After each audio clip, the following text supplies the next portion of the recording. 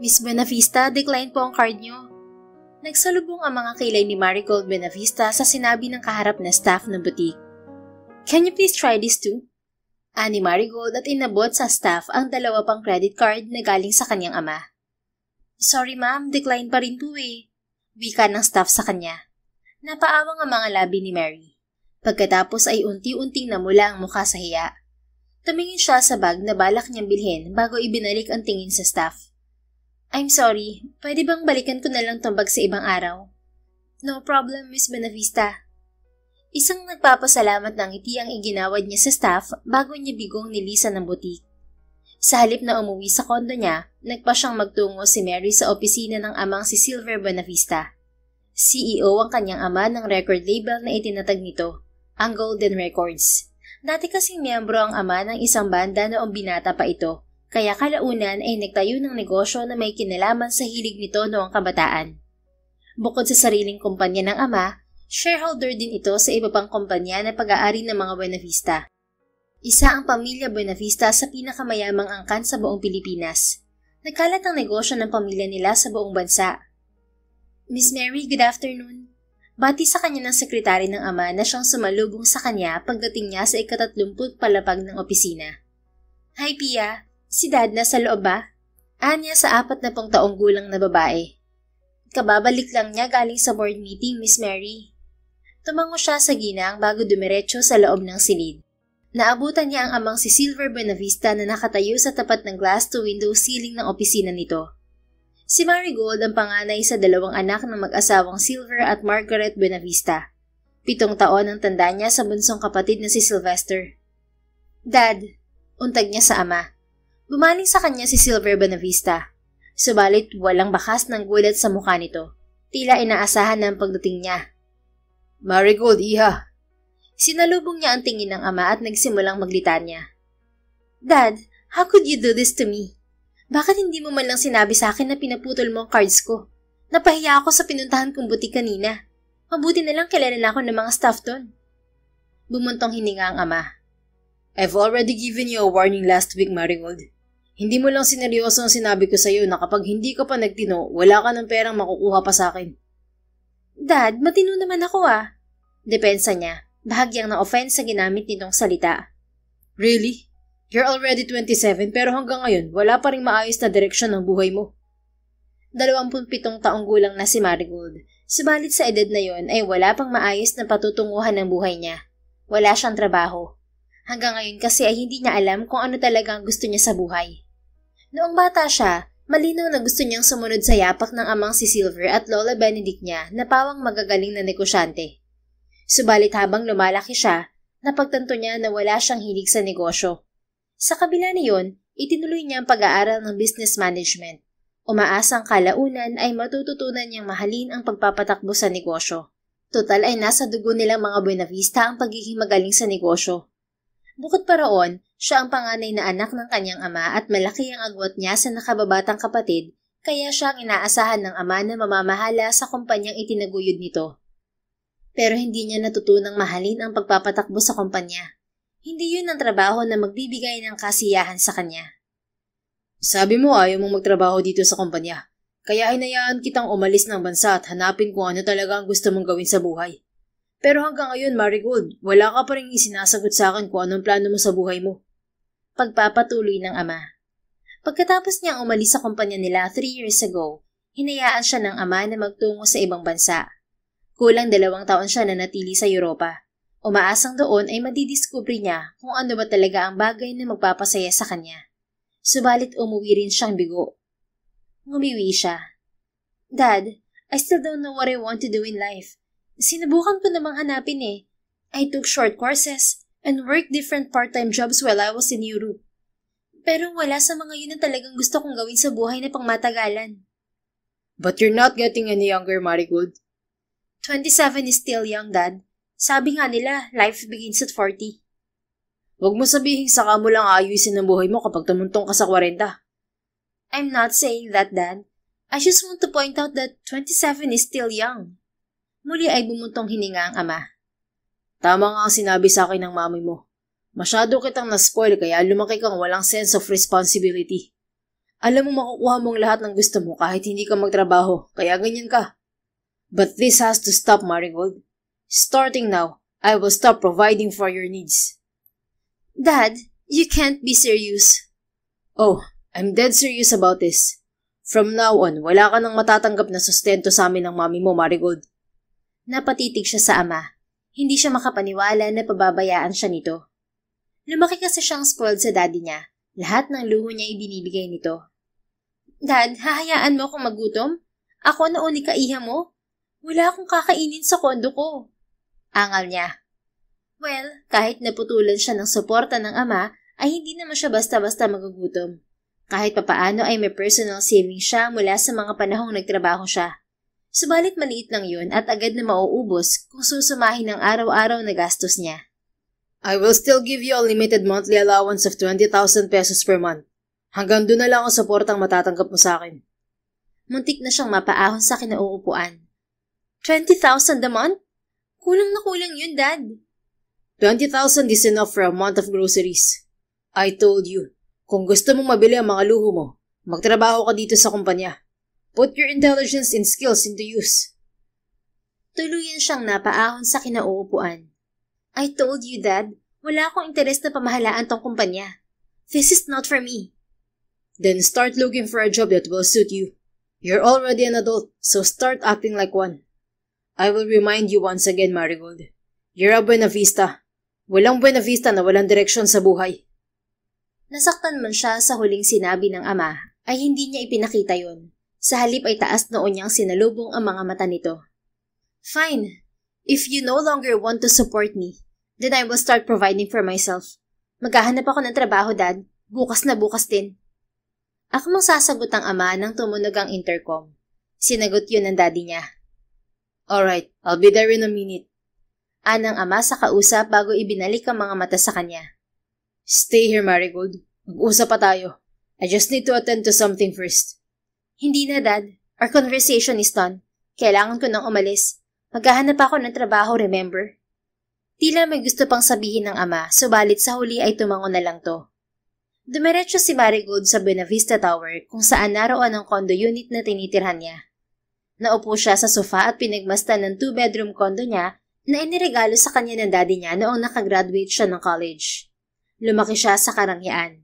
Since she was born, everything was handed to her on a silver platter. Kaya hindi niya inaasahan na darating ang panahon na titikisin siya ng ama. Napabuntong hininga siya. Bigla ay napagtanto niya na tama ang ama. Iresponsable nga siya. Tinakasan niya ang responsibilidad sa kumpanya nila dahil lang hindi siya masaya roon. At sa kahahanap niya sa bagay na magpapasaya sa kanya, hanggang ngayon ay walang direksyon ng buhay niya. Hanggang ngayon ay umaasa siya sa suporta ng mga magulang. Kailangan mo nang maging responsable sa buhay, Marigold. Ngayong hindi ka nasusustentuhan ng mga magulang mo, kailangan mong buhayin ang sarili mo. Maghahanap ka ng trabaho. At kahit hindi ka masaya sa trabahong papasukan mo, hindi ka magrereklamo at magre-resign. Magtitiis ka dahil wala kang choice. Pangaral niya sa sarili. Kaya naman kinabukasan at sa sumunod na araw, pabalik-balik siya sa business district sa syudad para maghanap ng trabaho. Ang hirap palang maghanap ng trabaho kapag wala kang koneksyon. Wika ni Marigold sa kawalan. Kasalukuyan siyang nakaupo sa isang bench sa isang parke sa gitna ng business district. Nagpapahinga siya roon matapos ang 2 magkasunod na interview na pinuntahan niya. Pinili niyang mag-apply sa mga kumpanyang walang kaugnayan sa pamilya nila. Bukod sa gusto niyang ipakita sa ama na kaya niyang maging responsable, gusto niyang patunayan na kaya niya ang sarili kahit na hindi siya manghingi ng tulong sa pamilya niya. That she can do it alone, without the help of any of the Buena Vistas. Dahil sa pagod sa paghahanap ng trabaho ay nagpahinga muna siya sa isang bench na nasumpungan. Ibinaba niya ang shoulder bag sa tabi niya at mula roon ay kinuha niya ang isang nakabalot na sandwich. Ginawa niya yon bago umalis ng kondo kanina. Habang wala pa siyang trabaho ay nagsimula na siyang magtipid. Kinakain na niya ang baong sandwich ng isang lalaki ang biglang tumangay sa bag niya. What the hell? Ibalik mo ang bag ko! Napatay yung sigaw niya sa magnanakaw na agad na kumaripas ng takbo. Bago pa siya makapagdesisyong habulin ng magnanakaw, isang lalaki na tila galing sa likod niya ang inunahan siyang humabol sa hold-upper. Nakaawang ang mga labing pinanood niya kung paano nawala sa mga mata niya ang hold-upper at ang Good Samaritan na humabol dito. Sana maabutan ng lalaking yun ang hold-upper. Paboritong bag ko pa naman yun. Regalo sa akin yun ni Lola Sabrina. Wika niya sa sarili. Ilang minuto ang lumipas, natanaw ni Marigold ang papalapit na bulto ng lalaking tumulong sa kanya. Sa isang kamay nito ay naroon ang bag niya. Nabawi mo ang bag ko! Masaya at hindi makapaniwalang bulalas niya nang huminto sa harap niya ang lalaki. Tumango ang kaharap. Bahagyang pawis ang noon nito at magulo ang buhok dahil sa pagtakbo. Sa kabila niyon, hindi maikakaila ang gandang lalaki nito. Gwapo ito, matangkad, may magandang pangangatawan. Oo, nabawi ko ang bag mo. Pero nakatakos yung magnanakaw. Okay lang, ang importante na balik sa akin tong bag ko. Thank you. Napahinto siya nang mapansin ang sugat sa isang sulok na mga labi nito. Teka, may sugat ka sa labi. Hinampas ng hold-upper tong bag mo sa mukha ko bago ko to nabawi sa kanya. Hinawakan nito ang sugatang labi. Napansin ni Marigold ang biglaang pamumutlan ng lalaki nang ibaba nito ang mga mata sa kamay. Hey, okay ka lang? Namutla ka bigla. May pag-aalalang tanong niya. Takot ako sa dugo, miss. Ha? Takot ka sa dugo? Nabiglang gagad niya.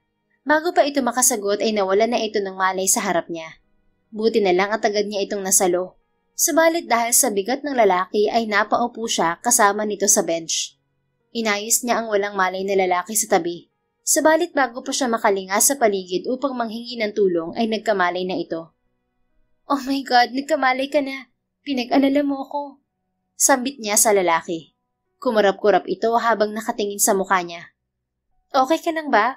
Ako yung babaeng tinulungan mo. Yung nanakawan ng bag. Wika pa niya. Yeah, I know. I'm sorry, I fainted on you. Pinagmasdan niya ito. Unti-unti na ngang bumalik ang kulay sa gwapong mukha nito. Yung sinabi mo kanina, takot ka sa dugo? Tumango ito. Umayos ng upo. I have a condition called vasovagal syncope. Normal sa akin na mawala ng malay kapag nakakakita ng dugo. But don't worry, I'm fine now. Sigurado ka? Yes. Muli itong tumango at ngumiti. Bigla ay napagtanto niya kung gaano kagwapo ang lalaking kaharap. Mukha itong anghel na tila bumaba sa langit. Maamo ang mukha nito. Mapungay ang malalim na mga mata. Manipis ang mga labi. Matangos ang ilong. Pero may sugat ka, mister. Kailangan nating magpunta sa ospital para magamot yan.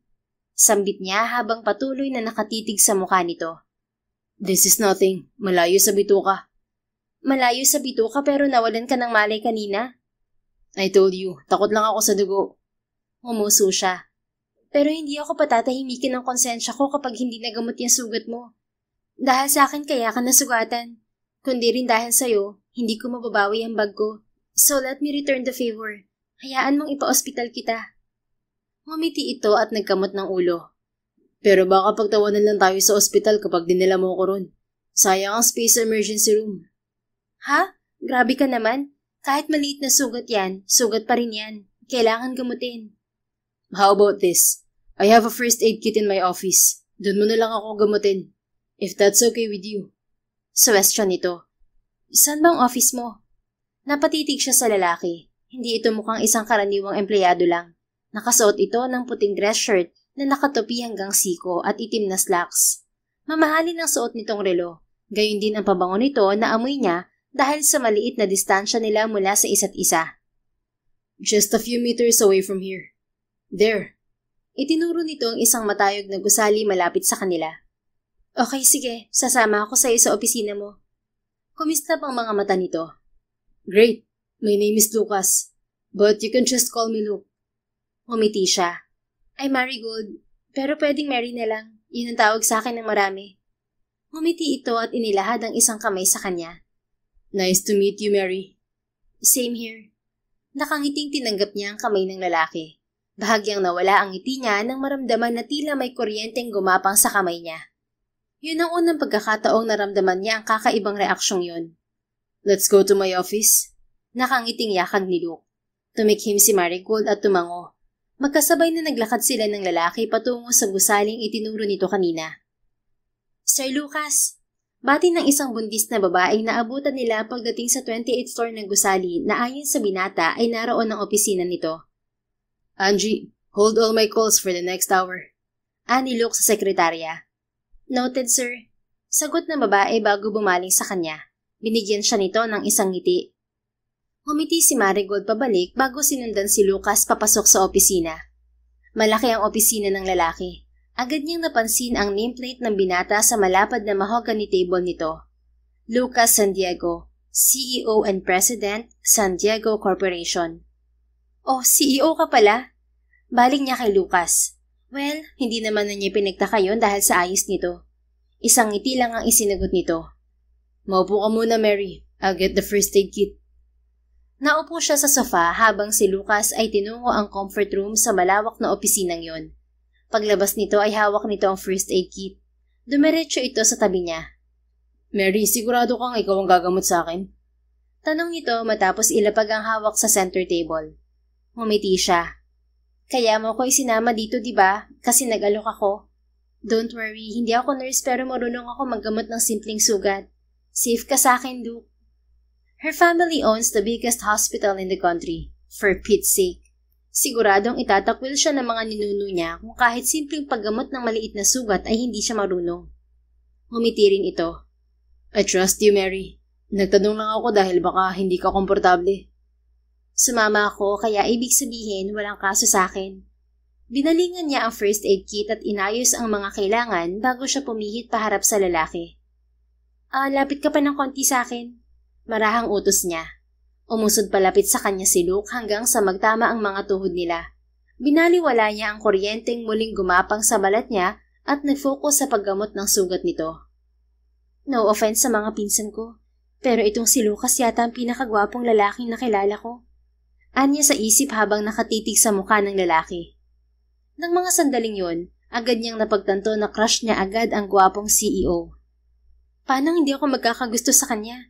Bukod sa ubod ng gwapo, ang bait pa niya. Imagine nakipaghabulan siya sa hold-upper para mabawi ang bag ko. Katwiran niya sa isip. Napangiti siya nang maalala ang ginawa ng lalaki. Parang eksena sa isang romance movie ang unang pagkikita nila.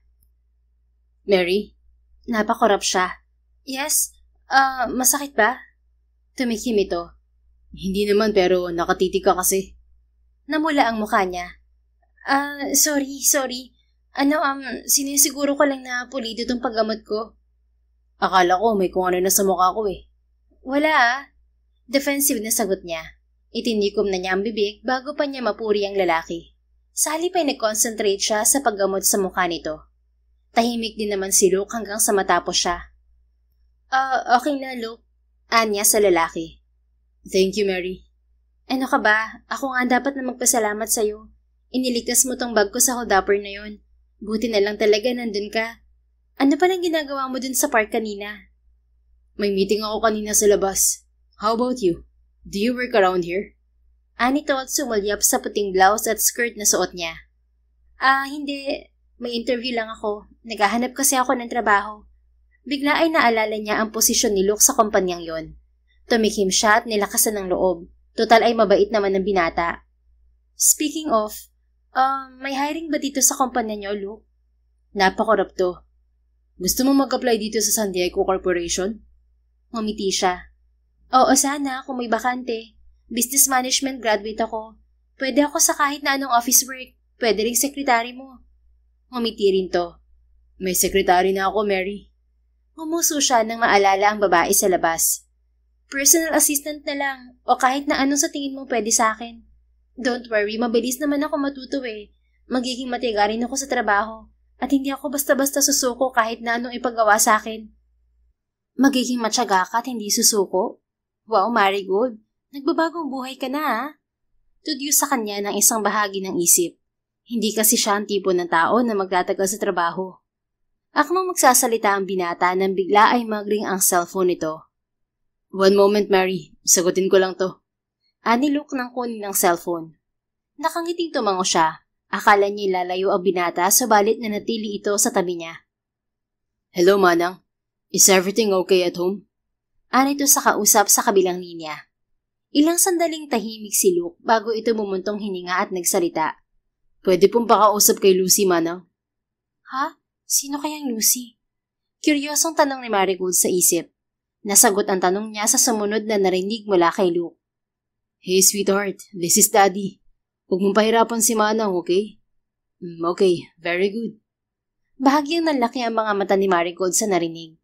May anak na si Luke? Ibig sabihin, may asawa na rin siya? Pero wala naman siyang suot na wedding ring. Anya at sumulyap sa kaliwang kamay ng binata na nakahawak sa cellphone. Walang singsing doon. Anong malay mo kung hindi lang siya kasal sa ina ng anak niya? Sagot naman sa kanya ng isang bahagi ng isip. Tila may gumuho sa loob ni Marigold sa mga tumatakbo sa isip niya. Kung sa bagay, sa gwapo at bait ni Luke ay hindi nakapagtataka na may pamilya na ito. Lahat ng babae ay nanaisin itong masungkit. I'm sorry about that, Mary. Baling sa kanya ni Luke. Hindi niya namalayan na ibinabana nito ang cellphone. Tumikhim siya at pilit na ibinalik ang ngiti sa mga labi. Okay lang, Luke.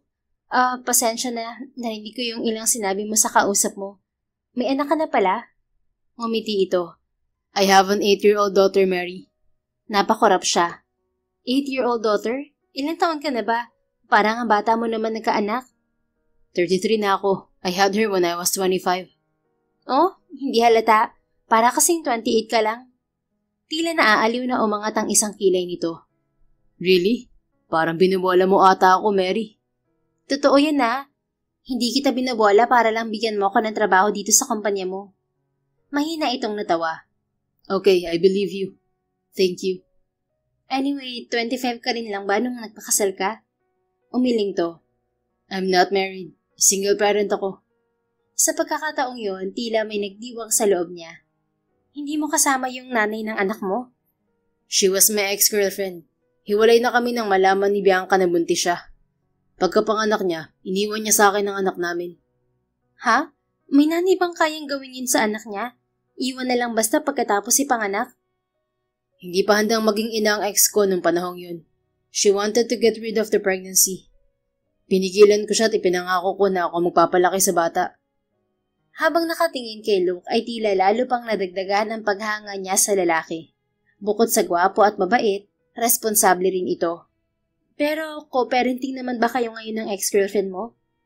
Muli ay umiling ang lalaki. Nang mga unang taon ng anak namin, nagawa niyang bumisita kay Lucy kahit na nasa Australia siya. But then she died 4 years ago. Naaksidente siya habang nasa trabaho. Napasinghap si Mary. Oh, I'm sorry, Luke. Tipid itong umiti.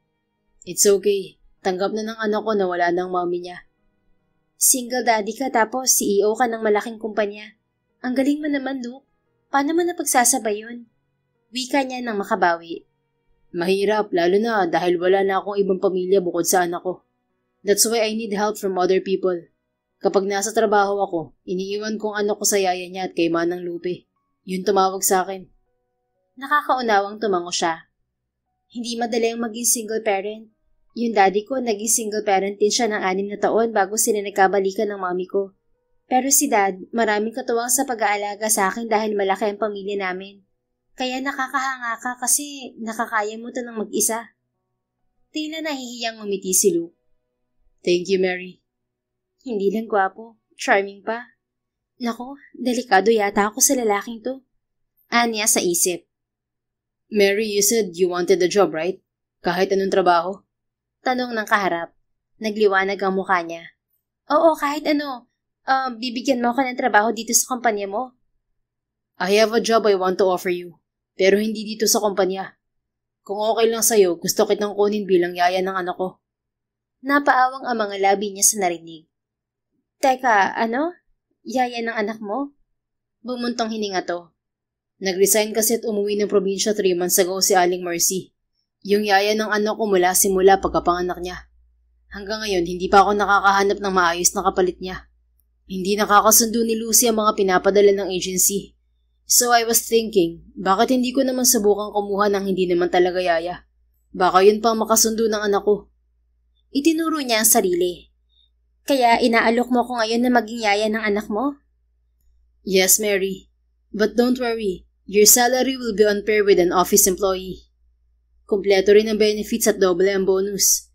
Hindi ka rin mahihirapan sa trabaho dahil malaki na si Lucy. Hindi mo rin kailangan kumilos sa bahay dahil may kasambahay ako. Wala kang gagawin kundi bantayan lang siya at gabayan. Teka, Titira ako sa bahay mo, Luke. Tumango ito. Yeah, you will have to live with me and my daughter. But don't worry, I will put you in a guest room. At pwede kang umalis ng weekend dahil nasa bahay ako nun. Naglaro sa isip ni Mary ang mga sinabi nito. Titira siya 5 days a week kasama ang binata. Ibig sabihin ay 5 days in a week niya ring masisilayan ang kagwapuhan nito. Para sa kanya ay mas malaking bonus yon kaysa sa bonus na sinabi nito. I hope you consider my offer, Mary. Wika ni Luke. Tumikim siya bago nakangiting tumango. Okay, sige. Paig ako magtrabaho bilang yaya ng anak mo. Napatitig ito sa kanya. Really? Oo. Kailangan ko na kasi talaga ng trabaho. Saka okay yung offer mo. Makakalibre pa ako sa pagkain araw-araw at makakatipid sa bills. Nagliwanag ang mukha nito. Okay. Thank you for accepting my offer, Mary. Ngumiti siya. Thank you rin na binigyan mo ako ng trabaho at sa pagtitiwala mo sa akin. Okay lang kung magsimula ka na this week? Kahit bukas pwede na ako. Alright, I'll contact my lawyer to draw us a contract. Just for formality's sake. Teka, hindi ko pa naitatanong kung anong buong pangalan mo. Ibinuka niya ang mga labi para magsalita nang may kumatok sa pinto ng opisina. Kasunod niyon ay bumukas yun. Nanlaki ang mga mata ni Marigold nang tumambad sa kanya ang pinsang si Lance. Anak ang binata ng Tito Lawrence niya, isa sa mga pinsan ng kanyang ama.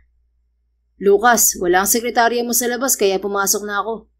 Ani Lance. Napahinto ang bagong dating at kumunot ang noo nang makita si Marigold. Marigold, anong ginagawa mo dito sa opisina ni Lucas?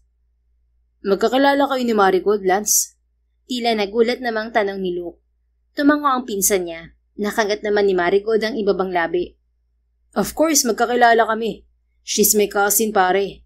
Remember Tito Silver, yung CEO ng Golden Records na pinakilala ko sa'yo last month? Anak niya si Marigold. Teka, bakit mo kasama ang pinsan ko? May relasyon ba kayo? Nalaki ang mga mata ni Marigold sa akusasyon ng pinsan. Kuya Lance, hindi ko boyfriend si Luke, no? Nandito ako kasi magtatrabaho ako sa kanya. Anong trabaho? Patuloy na usisa ng pinsan niya. She'll be working as my assistant. Agap ni Luke. Napasulyap siya kay Luke na seryoso ang mukha habang nakatingin sa pinsan niya. Kunot na ang bumaling naman sa kanya si Lance. Huh? You'll be working as an assistant? Alam ba to ni Tito Silver, Marigold? Lumunok siya at tumango sa pinsan. Si Dad ang nag-utos sa akin na maghanap ako ng trabaho, Kuya Lance. At may utang na loob ako kay Luke kaya sa kanya ako magtatrabaho. Anong utang na loob yan? Sa tanong na yun ng pinsan ay naikot niya mga mata. Oh my God, stop being so nosy, Kuya Lance. Nag-asawa ka lang, naging chismoso ka na. Tumikhim naman si Luke. Don't worry, Lance. Your cousin is safe with me. I will take care of her. Alright, may tiwala naman ako sa'yo, Lucas. Dito sa pinsan ko, medyo wala. Ani Lance na nakangisi. Kuya Lance? Just kidding, Mary. Bahagyang natawang sagot ng pinsan bago seryosong bumaling kay Luke. Anyway, dumaan lang ako dito para idaan tong kontrata natin. Inabot nito ang isang folder kay Luke. Aalis na rin ako, Lucas. May date pa ako sa asawa ko. Bye, Mary. Magpakabait ka dito sa poder ni Lucas, ha? Huwag kang tataka sa trabaho. Nang makaalis ang pinsan ay kinakabahang ibinalik niya ang tingin kay Luke. Magkakilala pala kayo ng pinsan ko, Luke? We went to college together. Business partner ko rin siya sa isang negosyo. Anito at tumikim. So, you're Marigold Buenavista? Tipid siyang umiti. Oo, Buenavista ako. Kumunot ang noon nito. Kung ganun, bakit naghahanap ka ng trabaho? You're a Buenavista. I know how wealthy your family is. Pamilya ko lang ang mayaman, hindi ako. Kailangan ko magtrabaho para masuportahan ang sarili ko. But you can easily work in any of your family's company. Ayokong sa kumpanya namin magtrabaho. I don't want to receive any favor. At gusto ko may patunayan sa pamilya ko na kaya kong tumayo sa sarili kong mga paa. Na kaya kong magbago at maging responsable sa buhay. Sandali siyang huminto, subalit nang makitang tila interesadong makinig si Luke ay nagpatuloy siya.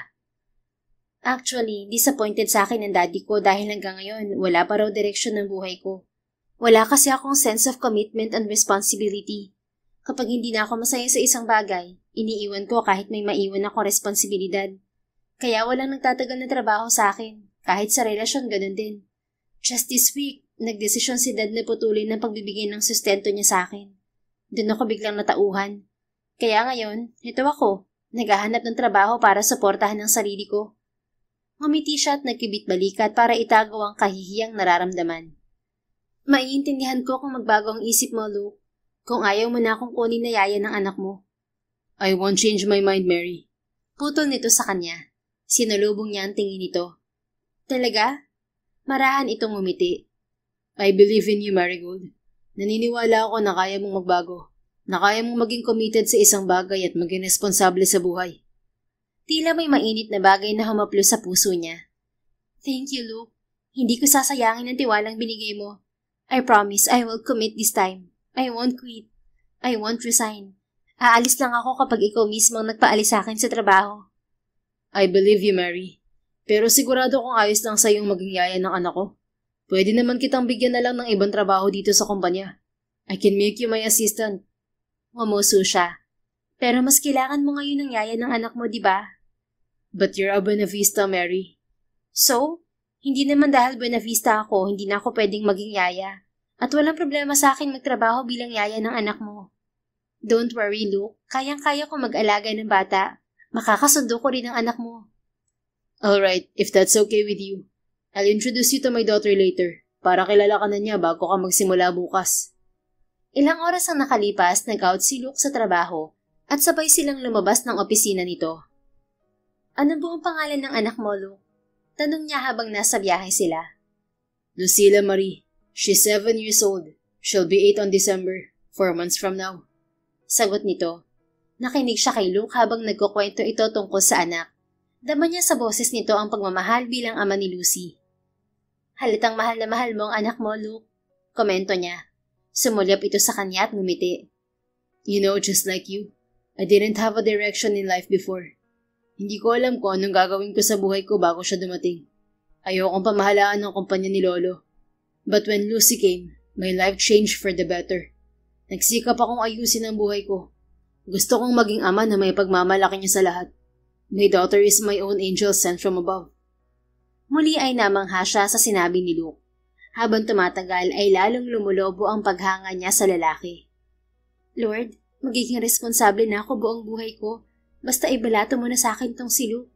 Pabirong wika niya sa isip. Ilang sandali pa, narating nila ang tahanan nito. Sinalubong sila ng isang batang babaeng kamukhang kamukha ni Luke. Mahaba ang may alon-along buhok ng bata. Manipis ang mga labi. Maamo ang muka na tila isang anghel. Daddy, you're early. Malaki ang ngiting wika ng bata kay Luke. Yumakap ito sa yumukong ama at humalik sa pisngi. Subalit agad na nangunot ang noo nang humiwalay sa ama. Daddy, bakit may sugat ka po sa lips? This is nothing, sweetheart. Don't worry about it. May aksidente lang sa opisina. Masuyong sagot ni Luke sa anak. By the way, I have someone I want to introduce to you. Bumaling kay Marigold ang bata. Isang matamis na ngiti ang ibinigay niya rito. Hi, Lucy. Hello. Kunot ang noong sagot ng bata bago ibinalik ang tingin sa ama. Daddy, who is she? Lucy, anak, this is Tita Mary. She's my friend, and she's going to be your new yaya. Daddy, I told you I no longer need a yaya. I'm old enough to take care of myself. Sagot ni Lucy sa ama. Bumuntong hininga si Luke at hinawakan ang balikat ng anak. Yes, you still do, sweetheart. Please understand na hindi mo papanatag si Daddy sa work kapag walang nagbabantay sa'yo. Umuso ang bata. Nagpatuloy naman si Luke. Tita Mary is not only your yaya, she's also Daddy's friend. So please be kind to her, okay? Muli ay bumaling sa kanya ang bata. Nanatili ang matamis na ngiti sa mga labi ni Marigold. Nice to meet you, Lucy. Kumibot ang mga labi ni Lucy. Subalit sa huli ay gumanti ito ng tipid ng ngiti. Hi, Yaya Mary. Nice to meet you too. Lumaki ang ngiti niya. Ang ganda-ganda mo, Lucy. You look exactly like your father. Are you saying maganda rin ang daddy ko, Yaya Mary? Bahagya siyang natawa. I mean, gwapo ang daddy mo, kaya maganda ka kasi magkamukha kayo. Bumaling siya kay Luke na nakangiting napahawak sa batok. Tumikhim ang binata. Lucy, dito muna kayo ni Yaya Mary, okay? Pupuntahan ko lang si Manang. Magpapahanda ako ng merienda. Okay po, Daddy. Nakangiting tumango rin si Marigold kay Luke. Naiwan sila ng anak nito sa sala. Napansin ni Marigold na agad nawala ang ngiti sa mukha ng bata matapos silang iwan ng ama nito. Are you really just my daddy's friend, Yaya Mary? Hindi ka niya girlfriend? Naliliit ang mga matang tanong ni Lucy. Humalukip-kip pa ito at pinasadahan siya ng tingin. Tumikhim siya. Girlfriend? Nako hindi, magkaibigan lang kami ng daddy mo, Lucy. Really? But you're pretty. You don't look like my past yayas. Napangiti siya. Talaga? You find me pretty? Thank you, Lucy. Don't thank me. I'm not complimenting you. I'm just stating a fact. Hindi ko po mukhang yaya. Maybe you are daddy's girlfriend trying to hide as my yaya. Mataray na sagot nito at pinagtaasan siya ng isang kilay. Napakurap naman si Marigold. Nang makabawi ay bahagyang natawa. Lucy, I swear I'm not your daddy's girlfriend. Hindi naman siguro magsisinungaling ang daddy mo sa'yo, di ba? But do you find my daddy gwapo? Ha? Oo naman. Gwapo ang daddy mo. Sa kanya ka nagmana eh. Tingnan mo, maganda ka oh. Wala kang gusto sa daddy ko po? Bigla siyang kinabahan sa tila ng aarok na tingin nito. Wala. Friends lang kami. Liar, you like my daddy? Ako sa ni Lucy sa kanya. Nag-init ang mukha niya. Hindi Hindi dahil nagagwapuhan ako, gusto ko na ang daddy mo. You're a liar, Yaya Mary. I don't like you. Napaawang ang mga labi niya. Subalit bago pa siya makasagot ay natanaw na niya si Luke. Daddy! Baling ni Lucy sa ama. Agad na lumiwanag ang mukha ng bata. Inilapag ni Luke ang dalang tray sa mesa at naupo sa tabi ng anak. Hey, sweetheart. Kumusta ang pakikipag-usap mo kay Yaya Mary? Bumaling sa kanya si Lucy. Yaya Mary's okay, Daddy. She's pretty too. Sa tingin mo, magkakasundo kayo? I think so. Right, Yaya Mary? Ani Lucy at ngumiti sa kanya. Nabigla man si Marigold sa inakto ng bata ay nakuha niyang umiti. Oo naman, ang bait na bata nitong anak mo, Luke. Manang-mana sa daddy. Bahagyang natawa si Luke. Come on, kumain ka muna. Bumaling siya sa pagkaing nasa harap. Strawberry cheesecake yon at orange juice. Salamat, Luke. Paborito ko tong strawberry cheesecake. Talaga? Pareho pala kayo ng paborito ni Lucy. Nakangiting wika ni Luke. Nako, magkakasundo talaga tayo niyan, Lucy. Malaki ang ngiting baling niya sa bata. Kinindatan pa niya ito. Tipid ng umiti lang si Lucy bago inabot ang pagkain nito. Habang kumakain, pinanood ni Marigold na mag-usap ang mag-ama tungkol sa naging araw ni Lucy. Daddy, I got a perfect score in my exams. You promised me manonood tayo ng movies this weekend kapag mataas ang score ko, di ba po? Ani Lucy. Of course, Daddy remembers. Makakalimutan ko ba yun? Sa Sabado, manonood tayo ng gusto mong movie sa mall. Dahil naka-perfect ka sa exam, bibilhan din kita ng kahit na anong gusto mo. Masuyong sagot ni Luke sa anak. Thank you, Daddy. You're the best po. Ngumiti si Luke sa anak at bumaling sa kanya. Ikaw, Mary, mahilig ka bang manood ng movie? Ito kasing anak ko, mahilig eh. Kapag may bagong labas na animated movie, hindi pwedeng hindi namin panonoorin sa sinihan. Oo, mahilig din. What movies do you like, Yaya Mary? Tanong ni Lucy. Romance o kaya comedy. Pero nanonood din ako ng mga animated film. Favorite ko ang Frozen. You like Frozen? Sige nga, sino favorite character mo? Tanong nito na tila hindi naniniwala sa sinabi niya. Tingin niya ay may pagkasigurista ang batang to. Baka maldita rin pag di kaharap ang ama.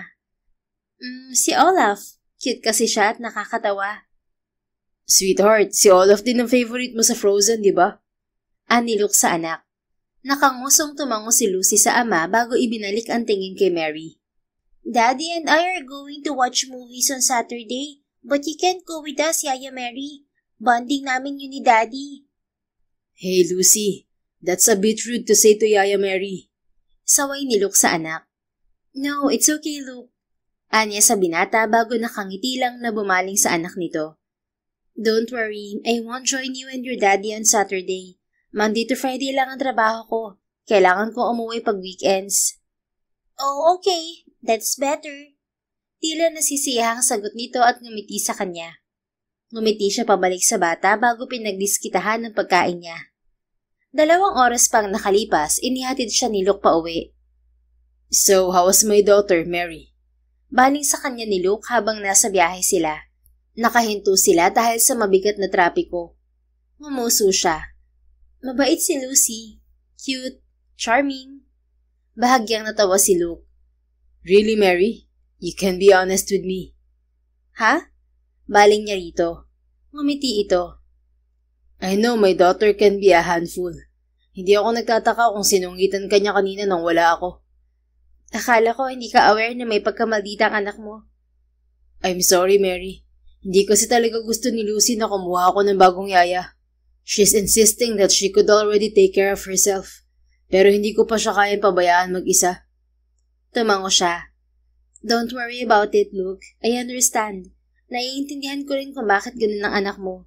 Hindi niya ako gusto kasi iniisip niya na aagawin kita sa kanya. Inakala niya na girlfriend mo ko. Napakorap ito. Ha? Sinabi niya yun? I'm so sorry, Mary. Okay lang. Nilinaw ko naman sa kanya na magkaibigan lang tayo. Napansin ko na possessive sa'yo ang anak mo. Ayaw kayata niyang magkaroon ng girlfriend. Umiling ito. Wala siyang sinasabi sa akin tungkol sa bagay na yun. Wala rin naman kasi akong pinapakilalang babae sa kanya. Natigilan siya. Wala ka naging girlfriend mula nang dumating si Lucy? Tipid ang ngiting umiling to. Kapag magkaka-girlfriend ka, dapat yung mahal din ang anak mo. Hindi naman ako magmamahal ng babaeng hindi tanggap ang anak ko. Ako tanggap ko ang anak mo, kahit pamaldita siya. Sagot niya sa isip. Sa halip na sabihin yon ay ngumiti lang siya. I'm sorry again, Mary. Maiintindihan ko kung magbago ang isip mo at ayaw mo nang maging yaya ng anak ko. Ngumiti siya kay Luke. Hindi nagbago ang isip ko. Sabi ko sa'yo, di ba? Paninindigan ko tong trabaho ko bilang yaya ng anak mo. Si Lucy ang magsasawang magsungit sa akin pero hindi ako susuko. Thank you, Marigold. Don't worry, makakasundo ko rin ang anak mo. Ako pa ba? Malakas kaya ang charm ko? Yeah, I agree. Nakangiting sang-ayon nito. Na malakas ang charm ko? Aha. Ngumuso siya para pigilan ang kilig na gumapang sa sistema. Sus, saka ka nakiligin, Mary, kapag hindi ka na sinusungitan ng anak niyan. Wika sa kanya ng isang bahagi ng isip. Pagdating ni Marigold sa condo unit ay naging abala siya sa pag-aayos ng maleta niya. Bukas ng hapon siya susunduin ni Luke. Kinabukasan, 5:00 ng hapon ay naroon na siyang muli sa bahay ni Luke. Tulad kahapon ay sinulubong sila ng binata ng anak nito. Your luggage is so big, Yaya Mary. Isn't she supposed to stay in the quarters with Manang? Tanong ni Lucy sa ama. Sweetheart, Yaya Mary is Daddy's friend. That's why she'll stay in the guest room. Bumaling siya sa bata. Ayaw mo nun, Lucy? Kapag may kailangan ka, mapupuntahan agad kita. Kasi nandito lang ako sa tabi ng room mo. Tipid lang nang umiti sa kanya si Lucy. I can take care of my own, Yaya. But thank you. Come on, Lucy. Iwan muna natin si Yaya Mary para makapag-settle siya dito sa room niya. Ani Luke sa anak. Okay po, Daddy. Mary, don't hesitate to tell me kapag may kailangan ka. Ani Luke. Ngingiti sana siya kay Luke, subalit napansin niya ang nanunuring tingin ni Lucy sa kanya. Sa huli ay napatikim na lang tuloy siya. Okay, Luke. Thank you. Inasikaso niya ang pag-aayos ng mga gamit nang iwan siya ng mag-ama. Pagbaba niya 1 oras ang nakalipas ay naabutan niya ang mga ito sa sala. Hey, tapos ka na mag-ayos ng gamit? Tanong ni Luke. Nakangiting tumango siya. Puntahan ko muna si Manang sa kusina, baka may maitulong ako sa kanya. Kahapon ay pinakilala na rin siya ni Luke kay Manang Lupe, at sa isa pang kasambahay, kabilang na ang driver. Just stay here, Mary. Hindi ka kasambahay dito. Itinuro nito ang sofa. Sumunod siya kay Luke at naupo sa harap ng mag-ama. Anong ginagawa niyo? Nagpatulong si Lucy sa math assignment niya. Magaling ka ba sa math nung nag-aaral ka, Mary? Nakangiting tanong ni Luke. Natawa siya. Hindi. Nagpapaturo lang din ako sa daddy ko nun. Anong paborito mong subject? English. Oh, pareho kayo ni Lucy. English din ang paborito mo, di ba, sweetheart? Ani Luke sa anak. Well, I like arts too, Daddy. Ani Lucy at isinara ang hawak na notebook. Mahilig din ako sa arts. Nakangiting wika naman niya kay Lucy. Tila sasagot pa ang bata nang tumunog ang cellphone ni Luke.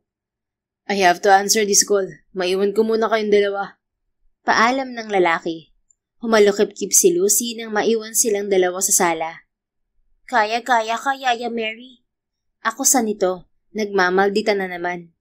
Hindi Nagkataon lang na pareho tayo ng mga gusto.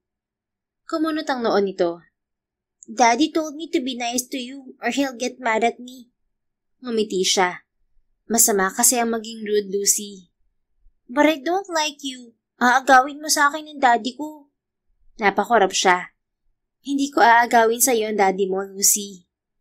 So, gusto mo nga ang daddy ko? Akman niyang itatanggi ang paratang nito nang pumasok si Manang Lupe. Ngumiti sa kanya ang ginang. Mary Iha, nakahanda ng hapunan. Lucy, nasan ang daddy mo? May kausap po sa phone, Manang. Magalang nasagot ng bata. O siya, maglinis ka na at nang makakain na tayo. Ikaw din, Mary, halika na sa komedor. Susunod na po ako, Manang. Sagot ni Marigold sa matanda. Kasabay niyon ay pagpasok ni Luke sa sala. Agad itong nilapitan ng anak. Daddy, let's go to the dining. Manang said dinner is ready. Ikaw din, Yaya Mary. Let's go. Ani Lucy na tila napilitan lang siyang yayain. Pero kanina ay minambalditahan siya ng bata. Nakangiting tumango si Marigold. Mauna na kayo ng daddy mo. Susunod ako. Then let's go, Daddy. Ani Lucy sa ama. Ngumiti si Luke sa kanya bago nagpatangay sa anak. Nang ilang metro na ang layo sa kanya ng mag-ama, ay lumingon sa kanya si Lucy at dinilaan siya. Napakorap si Marigold, subalit sa halip na mainis ay natawa na lang siya sa inasal ng bata. Kahit may pagkamaldita ang anak ni Luke, cute pa rin. Mana sa tatay. Aamo ka rin sa aking bata ka. Anya sa isip. Kinabukasan, 6:00 ng umaga ay gising na si Marigold. Kahit inaantok pa ay pilit siyang bumangon sa kama. Pagbaba niya sa kusina, nawala ang lahat ng antok niya sa katawan nang madatnan doon si Luke. Gumagawa ng kape ang lalaki. Good morning, Mary. Nakangiting bati ni Luke. Gwapong-gwapo ito at nakabihis na para sa pagpasok sa trabaho. Nagwala ang puso niya. Namula rin ang mukha niya sa hiya nang mapagtanto na nakapantulog pa siya. Good morning, Luke. Ani at pasimpleng inayos ang buhok. Ang aga mo atang papasok sa trabaho. May maaga kasi akong meeting ngayon. Kailangan ko pang mag-prepare pagdating ko sa office. Gusto mo ng kape, Mary?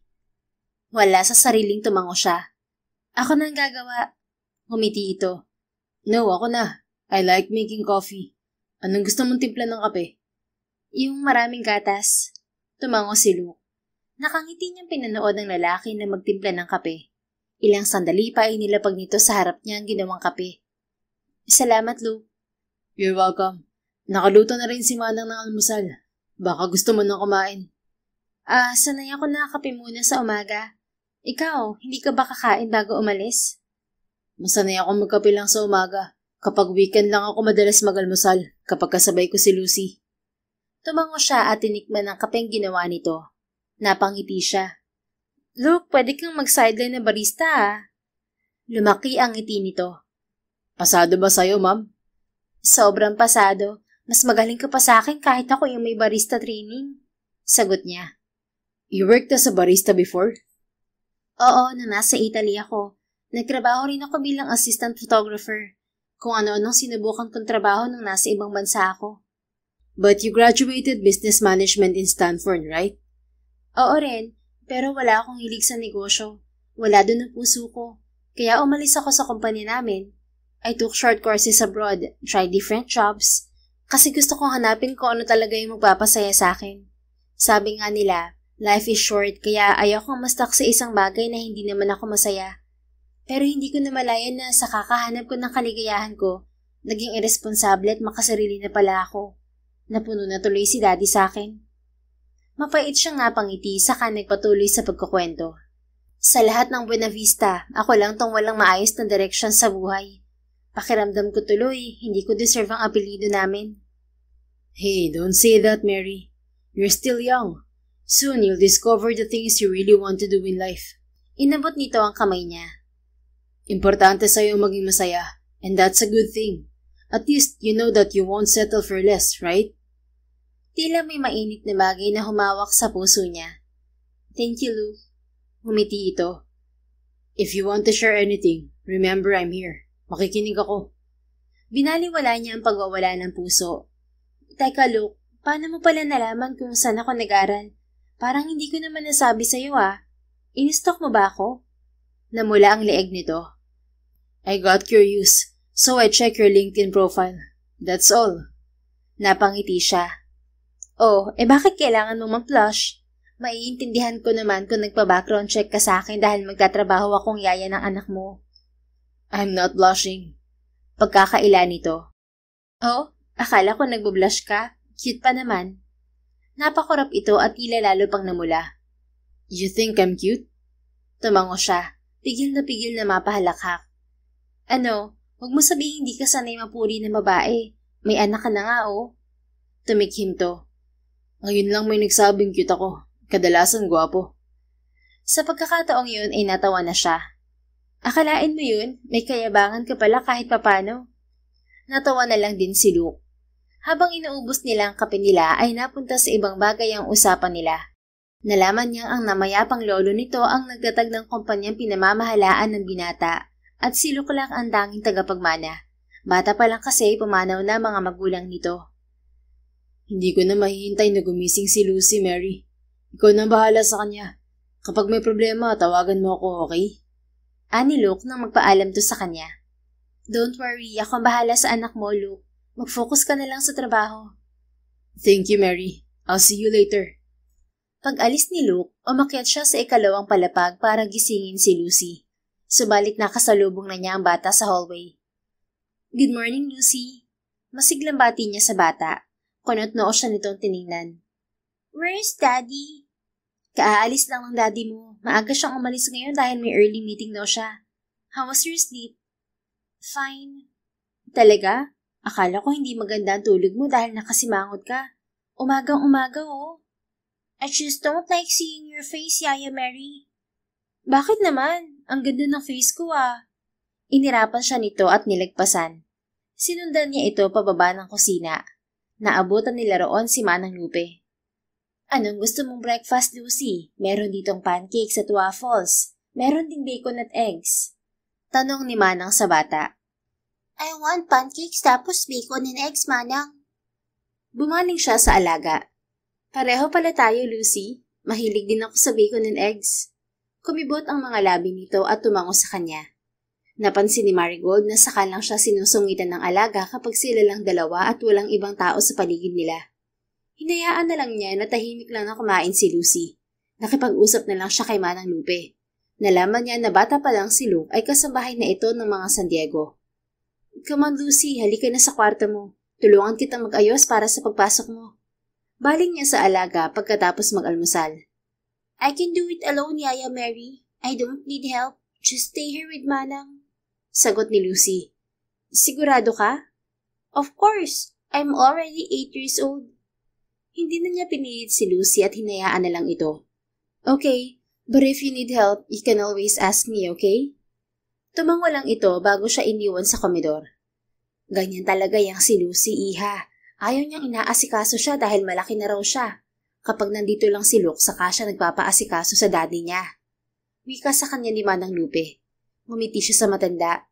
Napansin ko nga po, kay Luke lang siya nagpapababy. Ngumiti rin si Manang Lupe. Kayo ba ni Luke ay magkaibigan lang talaga, iha? Napanguso siya.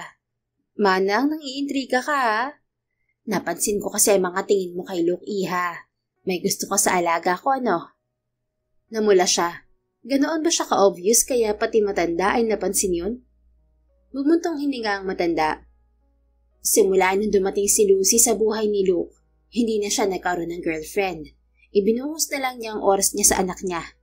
Kaya gusto ko rin sana na magkaroon ng magpapasaya sa alaga ko. Kung ikaw ang babaeng yon, walang problema sa akin. Naku Manang, wala po yata sa isip ni Luke ang mag-girlfriend, lalo at mukhang ayaw ni Lucy. Sa una lang siguro ayaw ni Lucy, pero kapag nakita niyang masaya ang daddy niya, hindi siya tututol. Mahal na mahal ng batang yun ang ama niya at naniniwala kung hindi yun tututol sa kaligayahan ng ama. Manang naman, kayo parang tinutulak niyo akong gustuhin palalo si Luke. Natawa ang matanda. Para kasing gusto ka rin ng alaga ko, iha. Naku Manang, huwag kayong ganyan. Mamaya mabait lang talaga si Luke. Pinapaasa niyo ako Iiyak ako nito kapag nabokya ako. Natawang sagot niya habang inaasikaso ang pagkaing babaunin ni Lucy sa eskwela. Kahit naman magustuhan ka ni Luke, kailangan mo pa rin makapasa kay Lucy at kailangan mo munang ayusin ang sarili mo para gumagay ka sa kanya. Wika sa kanya ng isang bahagi ng isip. Pero iha, bagay talaga kayo ni Luke. Wika ni Manang Lupe. Salamat po Manang. Napangiting sagot na lang niya. Isang oras ang nakalipas, nasa sasakyan na sila ni Lucy patungo sa school nito. Sino nagturo sa'yo mag-ponytail, Lucy? Tanong niya sa bata. Pagbaba kasi nito kanina mula sa kwarto nito ay nakabihis na ito at nakaayos na rin ang buhok. Si Daddy. Talaga? Marunong ang daddy mo? My daddy is talented. May pagmamalaking sagot nito. Napangiti siya. Walang duda dun. Pero next time ako naman na mag-ayos ng buhok mo. Marami akong alam na ponytail styles. Marunong din ako mag-braids. Really? Do you know how to do waterfall braids? Tila nang hahamong tanong nito. Napangiti siya. Oo naman, alam ko rin yon. Subukan natin bukas? Napansin niya ang pagdadalawang isip sa mukha nito. Sa huli ay umisinit to. I only want Daddy to touch my hair, not you. Pero may times na busy ang daddy mo sa trabaho. Kapag ganon, pwedeng ako na lang muna mag-ayos ng buhok mo. I can do it alone, Yaya Mary. But thanks for the offer. Ngumiti siya. Okay, pero kapag kailangan mo ng help, you can always ask me, okay? Bumuntong hininga ito at tumango. Fine. Hindi na kumibo si Lucy hanggang sa makarating sila sa eskwelahan nito. Kainin mo yung baon mo Magpakabait ka rin sa teacher at mga classmate mo. Dili niya sa alaga nang ihatid niya ito sa gate. I know, Yaya Mary. You don't have to tell me that. Nakangiting tumango siya. Nire-remind ko lang sa'yo. Sige na, pasok ka na sa loob. Wait, I have something to give you, Yaya. Namilog ang mga mata niya. Really? Ano yon? Close your eyes and give me your hand. Pinikit niya ang mga mata at inilahad ng isang kamay kay Lucy.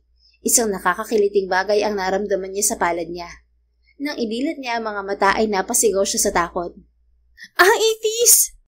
Nagpapanik na singhap niya at iginalaw ang kamay para mawala doon ng insekto. Umalingaw naman ang tawa ni Lucy. Pinulot nito ang nalaglag na ipis.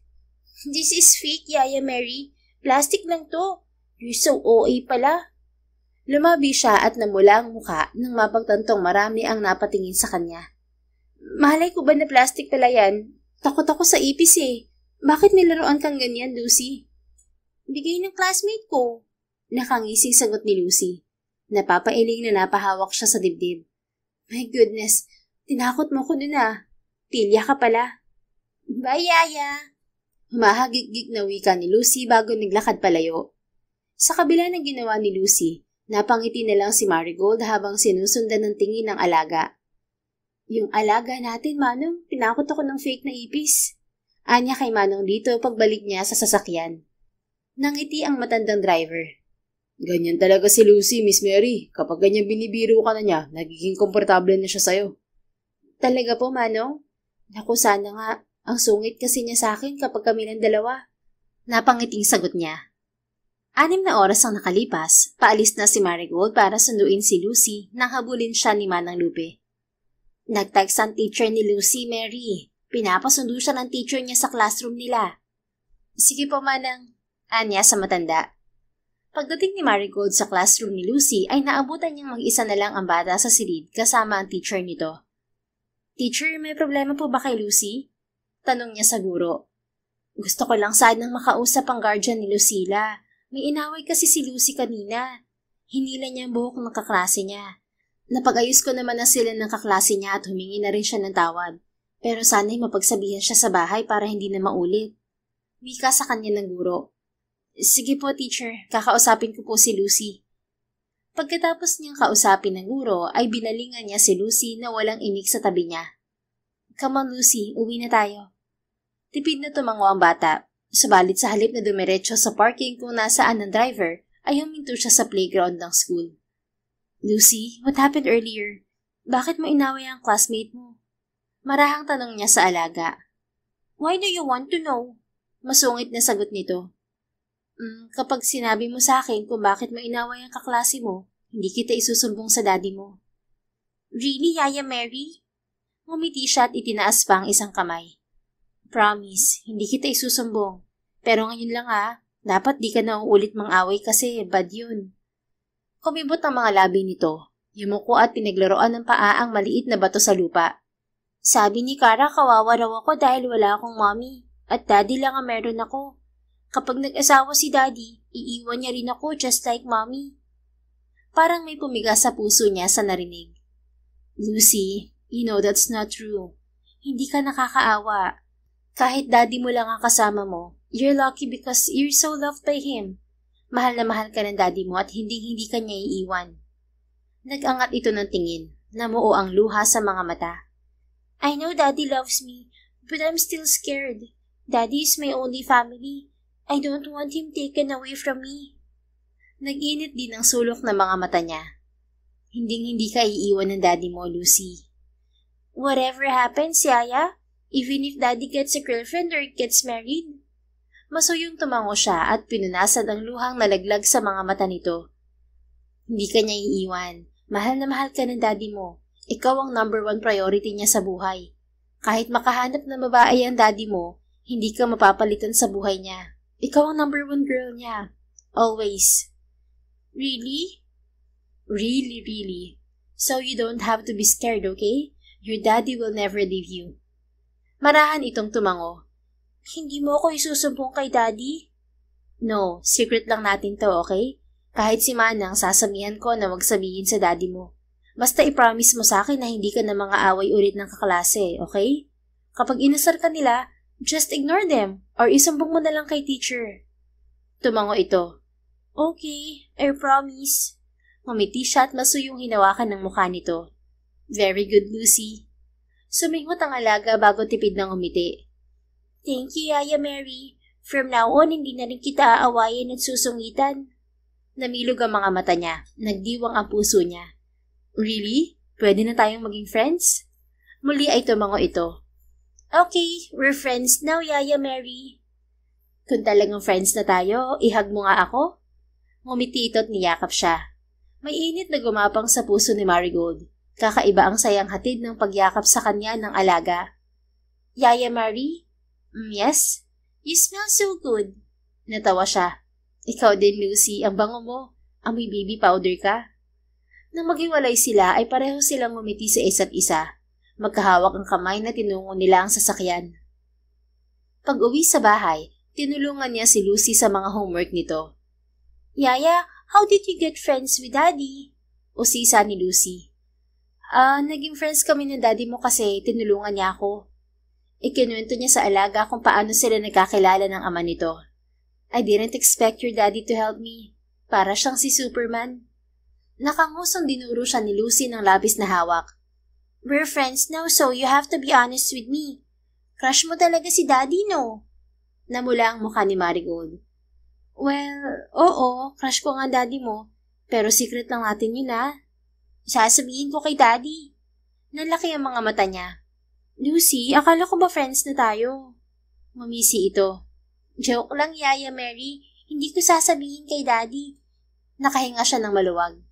Thank you. Come on, tapusin na natin tong homework mo. Tumango ito at sumunod sa kanya. 4:00 ng hapon nang dumating si Luke galing sa trabaho. Agad itong sinalubong ni Lucy. How are you, sweetheart? Tanong ni Luke sa anak. Daddy, friends na kami ni Yaya Mary. Balita ni Lucy. Talaga? Ani Luke at tumingin sa kanya. Nakangiti siyang tumango sa lalaki. Yes, Luke. Friends na kami ni Lucy.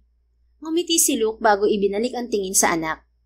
That's nice to hear, sweetheart. Sabi ko naman sa'yo, makakasundo mo si Yaya Mary. Yes, Daddy. Wait po, I'll show you my activity kanina sa school. Hinalikan ni Mary sa pisngi ang ama bago nito tinungo ang hagdan. Kamusta si Lucy? Totoo ba ang sinabi niya na magkasundo na kayo? Baling kay Mary ni Luke. Sabi ko naman sa'yo, di ba? Malakas ang charm ko, kahit sa bata. Natawa ito. I know, Mary. At masaya ako na gusto ka na rin ng anak ko. Ako rin masaya, Luke. Ang sweet pala ni Lucy. Ang sarap niyang alagaan. Napakurap si Luke. Ngumiti. You like my daughter, Mary? Parang mas gusto ko na nga siya kaysa sa'yo. Pabirong sagot niya sa isip. Tumango siya. Pwede bang kahit malaki na siya, ako pa rin ang yaya niya? Naaaliw na natawa si Luke. I'm happy you like my daughter. Anyway, kumusta ang trabaho? Tanong niya. Medyo nakakapagod. Sunod-sunod ang meeting ko kanina. Gusto mo ng merienda? Gagawa ako. Si Manang na lang, Mary. Ako na, wala naman akong ginagawa kanina pa. Gagawa din talaga sana ako ng sandwich bago ka dumating. Kung ganun, samahan na kita. Doon ko nahihintayin sa kusina si Lucy. Nagtungo sila ni Luke sa kusina. Sabi ni Lucy mahilig ka raw sa clubhouse sandwich kaya yun ang gagawin ko Baling niya kay Luke na pumesto sa kitchen island. Close na nga talaga kayo ng anak ko Humisi siya. Oo nga, marami na tuloy akong alam tungkol sa'yo. Alam ko na kung kailan ang birthday mo hanggang sa lahat ng paborito mo. How about you, Mary? Ano mga paborito mo? Bakit mo naman tinatanong? Para alam ko rin. Come on, I wanted to get to know you more. Lihim na kinilig ang puso niya sa simpleng sinabing yun ni Luke. Mahilig ako sa pasta. Ayoko ng pineapple sa pizza. Pink ang favorite color ko. Mahilig ako sa mga bag. Ano pa ba? Habang nag-iisip ay nagsimula siyang hiwain ng kamatis na ilalagay niya sa gagawing sandwich. Be careful, baka masugatan ka. Marahang wika ni Luke. Naalala niya ang takot nito sa dugo. Don't worry, hindi ka makakakita ng dugo, Luke. I'm not worried about it. Mas nag-aalala ako na baka masugatan ka. Grabe naman ang lalaking to. Kaya lalo ko nahuhulig sa'yo Anya sa isip. Don't worry, mag-iingat po ako, Sir Luke. Basta wag mo akong masyadong panoorin. Bakit? Bawal ba, Mary? Shy type ka? Hindi, pero nako-conscious kasi ako. Okay na? Really? Nako-conscious ka, Mary? Pabiro siyang sumimangot kay Luke. Oo nga po. Ikaw ba naman panoorin ng ganyan kagwapo? Di ka maiilang? Umuso si Luke kasabay ng bahagyang pamumula ng pisngi. Okay, I'll stop staring. Pagkatapos ng sinabi nitong yon ay dumating na rin si Lucy at doon na nabaling ang atensyon ng lalaki. Maya-maya ay inilapag niya sa harap ng mag-ama ang ginawang merienda. Kayong dalawa, kumain muna kayo. Thank you, Mary. Ani Luke na sinundan ng anak nito. Thank you, Yaya Mary. You're welcome. Nakangiting sagot niya. Pinanood niya ang mag-amang kumain. Pakiwari niya ay nabubusog na siya habang pinapanood ang mga ito. Mary, ang galing mong gumawa ng sandwich. Di ba, Lucy? Ani Luke. Tumango ang alaga. Yes, Yaya. Ang galing mo. This one is so good. Namula ang mga pisngi niya. Kayong dalawa Pareho pala kayong magaling mambola. Hindi ka namin binobola. Di ba, anak? Hindi talaga, Yaya. Masarap po. Natawa siya. Kumain lang kayo dyan. Kumain ka rin, Mary.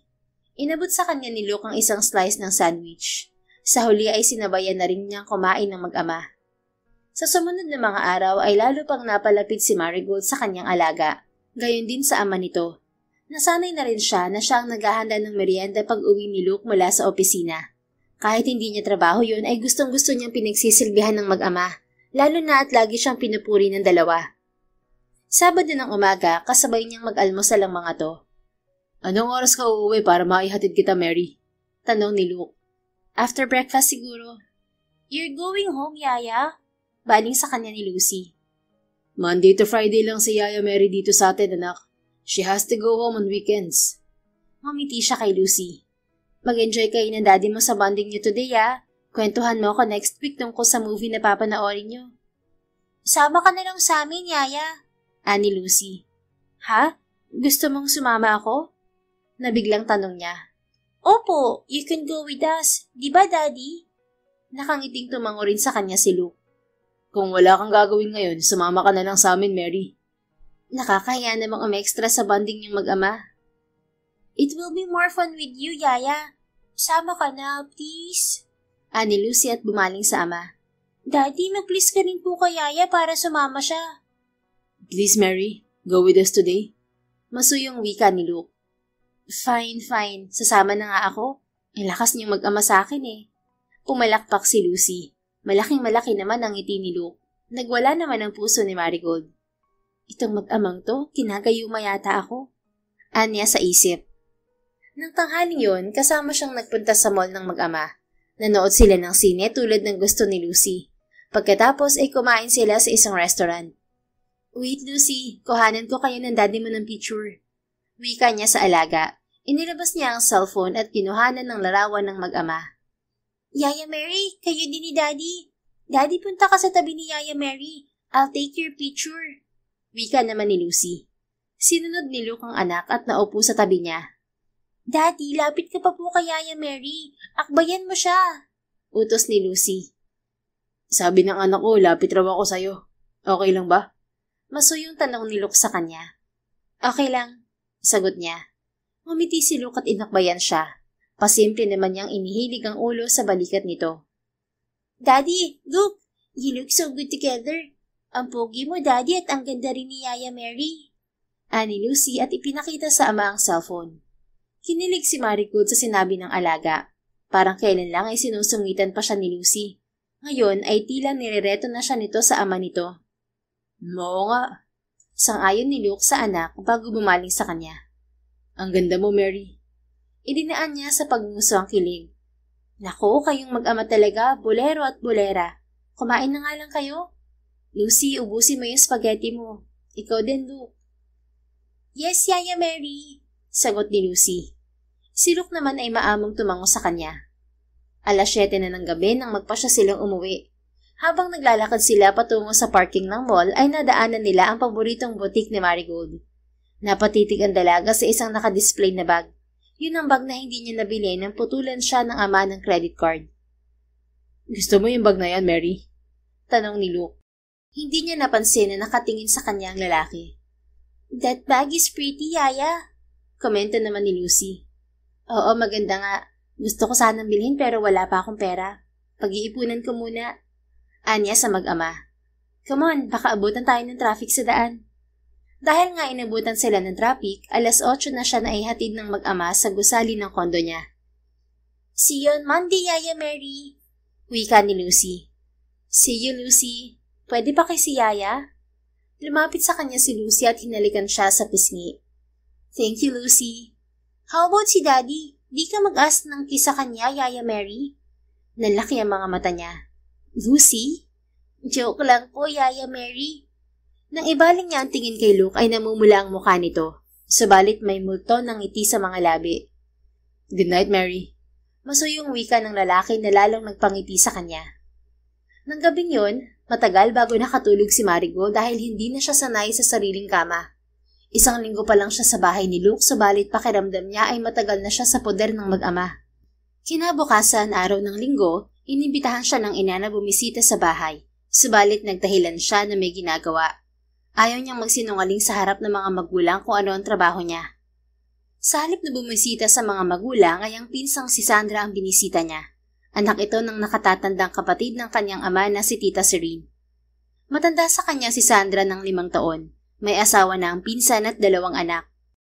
Nabalitaan ko kay Tita Maggie na pinutulan ka raw ni Tito Silver ng sustento para mapilitan ka maghanap ng trabaho.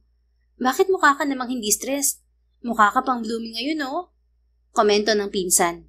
Inangat niya sa ere ang 1 taong gulang na bunsong anak ni Sandra bago bumaling sa pinsan. Masaya kasi ako ngayon. Bakit? Ano man trabaho mo ngayon, Mary? O in love ka? Ngayon lang kita nakitang sumaya ng ganyan Parang nagniningning ang mga mata mo. Nagkwento siya sa pinsan ng mga kaganapan sa buhay niya. Laglag ang panga nito nang malaman ang tungkol sa mag-amang Luke at Lucy. Naku ikaw, kung saan-saan mo pa hinanap ang bagay na magpapasaya sa'yo, sa mag-amang yun mo lang pala makikita. Ani Sandra. Napangiti siya nang pumasok sa isip si Luke at Lucy. Pakiramdam niya, hindi trabaho ang ginagawa niya sa poder ng mag-ama. Kusa sa loob niya ang pagnanais na alagaan at pagsilbihan ng mag-ama. Sa tingin niya ay hindi niya pagsasawaan yun. In fact, she wouldn't mind serving Luke and his daughter for the rest of her life. Wala pa akong 1 buwan sa poder ng mag-ama pero sigurado kung hindi ako aalis sa piling nilang dalawa. Gusto kong maging asawa ni Luke at maging mommy ni Lucy. Anya sa pinsan. Sa maiksing panahong nakasama niya ang mag-ama, Napagtanto niya na gusto niya sa buhay ay maging isang simpleng ina at may bahay. Pero isang lalaki lang ang gusto niyang mapangasawa at magbigay sa kanya ng pamilya. Tanging si Luke lang at wala ng iba. Nako, siguradong maloloka si Tito Silver niyan. Aba, lalo ka na niyang hindi pa papakinabangan sa kumpanya niyo. Maging may bahay palang kasiyahan mo ani Sandra. Kaya nga hindi muna ako bumibisita sa kanila. Gabi na nang umalis siya sa bahay ni Sandra. Nagpaturo pa kasi siya sa pinsan kung paano magluto ng kaldereta na siyang paboritong pagkain ni Luke. Subalit sa halip na umuwi sa kondo ay tumuloy si Marigold sa bahay ni Luke. Naabutan niya ito sa kusina. Kaharap nito ang laptop habang nagkakape. Mary, you're already here. Ani Luke. Ngumiti siya. Wala naman na akong gagawin sa kondo kaya dito na ako dumiretso. Miss ko na agad yung alaga ko Ngumiti ito at isinara ang laptop. Tulog na si Lucy. Okay lang. Buti ikaw hindi ka patulog. Mamaya pa ako. May pinag-aaralan akong report. Kumusta ang araw mo? Okay naman. Bumisita ako sa bahay ng pinsan ko. Mas malapit kasi dito yung bahay nila ng asawa niya kaya dito na ako umuwi. Ngumiti si Luke. Masaya ako na nandito ka na. Na-miss ka ni Lucy. Hinahanap ka niya kanina. Si Daddy, hindi ako na-miss. Nangingiting nag-angat to ng kilay. Ngumuso naman siya. Joke lang yun, Luke ha? Na-miss kita, Mary. Hindi yun joke. Maso yung sagot nito. Nagwala ang puso niya. By the way, may bibigay pala ako sa'yo. Stay here, kukunin ko muna. Kasama ang laptop nito ay iniwan siya ni Luke sa kusina. Pagbalik nito ay dala nito ang isang malaking paper bag na may pamilyar na brand. This is for you, Mary. Ani Luke. Nalaglag ang panga ni Marigold nang buksan niya ang kahon. Tumambad sa kanya ang bag na gusto niyang bilhin. Luke, ano to? Bakit mo to binili? This is for you, Mary. I saw in your eyes how much you wanted that bag, kaya binalikan namin ni Lucy kanina sa mall. Ang mahal nito, Luke. Kulang na kulang pa ang sweldo ko. Natawa ito. Don't worry, hindi ko ibabawa sa sahod mo yan. I just wanted to give it to you. You made me and my daughter happy kaya gusto ko rin namin pasayahin. Hindi ko naman deserve to. Hinawakan nito ang mukha niya. Hey, you deserve it, Mary. So please accept it. Nag-init ang sulok ng mata niya. Bago pa niya mapigilan ang sarili ay niyakap na niya ito. Thank you, Luke. You're welcome. Gusto niyang magtagal sa bisig ng binata, subalit napilitan siyang lumayo nang mapagtanto ang ginawa. Sorry. Masaya lang ako kaya napayakap ako bigla. It's okay, Mary. Totoo nga yung sinabi ni Lucy na ang sarap mong yumakap. Lalong nagwala ang puso niya. Talaga? Sinabi niya yon? Aha, ang bango-bango mo raw. Unti-unti ay para siyang matutunaw sa sinabi nito. Ewan ko sa'yo, Luke. Ang mabuti pa tapusin mo na yung ginagawa mo para makapagpahinga ka na. Magpahinga ka na rin, Mary. Tumango siya. Salamat, Luke. At salamat dito sa bag. Pagdating niya sa silid, halos yakapin niya ang bag na bigay ni Luke. Nakatulog siya na may malaking ngiti sa mga labi. Kinabukasan, malaki ang ngiti ni Lucy nang makita siya. Namiss mo ba ako, Lucy? Tanong niya sa alaga. Sakto lang. Napalabi siya. Ganon? Namiss pa naman kita. Joke lang. Namiss din kita, Yaya Mary. Si Daddy rin. Sige. Dahil namiss mo ako, kain tayo ng ice cream mamaya paglabas mo sa school. Really, Yaya Mary? Masayang tumango siya sa alaga. Yumakap naman ito sa kanya at nagpasalamat. Tulad ng ipinangako niya kay Lucy, pagkatapos niya itong sunduin sa klase ay dumiretso sila sa isang ice cream shop malapit sa school. Yaya Mary! Untag ni Lucy habang kumakain sila ng ice cream. Ano yon? Yaya, you like Daddy, right? Gusto mo ba maging girlfriend niya? Muntik na siyang masamid sa narinig. Bakit mo naman tinatanong yan? Ngumiti ito.